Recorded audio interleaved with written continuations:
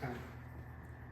And we have been partnering and sharing information, working with a number of people across the state that have been dealing with a lot of these initiatives that have been put forward by Lansing.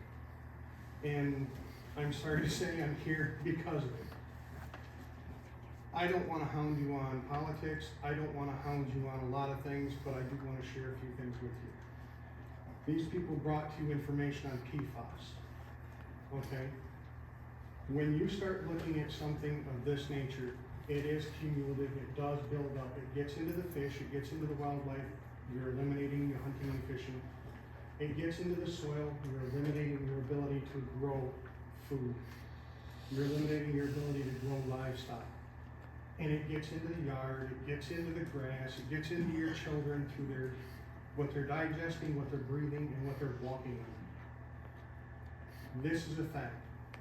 I've spent my time with a petroleum degree and with a hazmat degree in cleaning up messes for the United States Army and for instance, Buick City. I was in on that. I was wading through that mess, cleaning that up, and to the extent that it got cleaned up. These things are real. Marjorie brought up the fact that, you know, in that particular project, it's 11 million gallons a day that project has the potential for.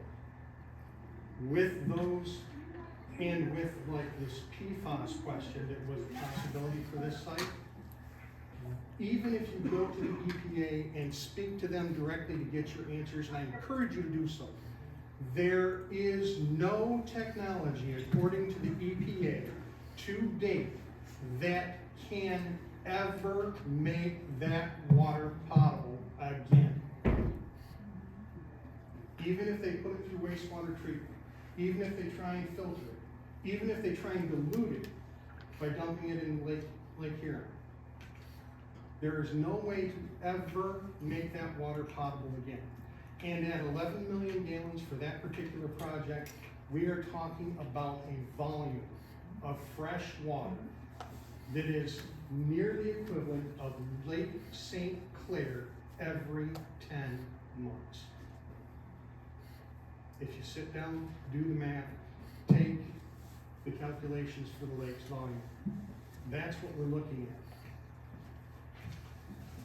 It does stretch across the whole of the state. The concerns, the issues, the potential drawbacks aren't limited to a township. They're not limited to a single project.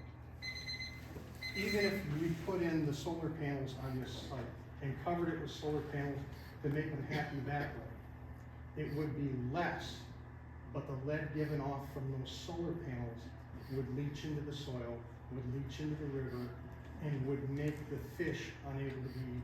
It would make the ground unable to be redeveloped. Larry, thank you for your service.